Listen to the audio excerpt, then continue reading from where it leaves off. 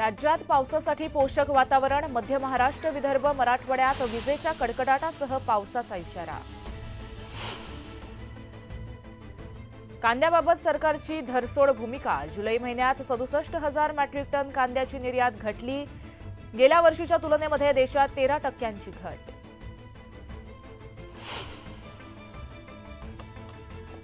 गणपती मंडळाला बाप्पा पावला। गणेश मंडळांना आता सलग 5 वर्ष मंडप परवानगी। मुख्यमंत्र्यांच्या सूचनेनंतर मुंबई महानगरपालिकेने घेतली माघार।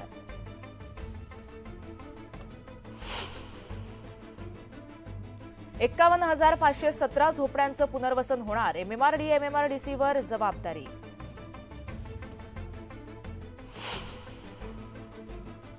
नागपुरात MPSC आणि IBPS ची परीक्षा एकाच दिवशी। दोन्ही परीक्षा एकाच दिवशी आल्यानं दोन्हीकडे अर्ज करणाऱ्या परीक्षार्थ्यांमध्ये मोठी नाराजी।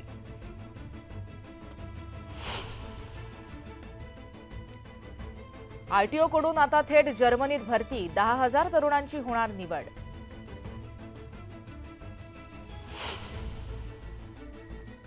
आता मतदार यादीशी जोडा मोबाईल क्रमांक। नवमतदार तपशील बदल दुरुस्तीसाठी 20 ऑगस्टपर्यंत मुदत।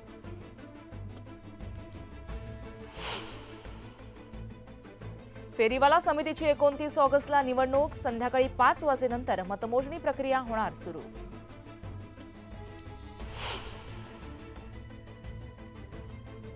RTO कडून आता थेट जर्मनीत भरती। 10,000 तरुणांची होणार निवड।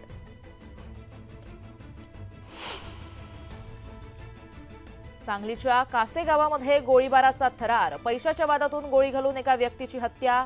पोलिसांकडून आरोपीचा शोध सुरू।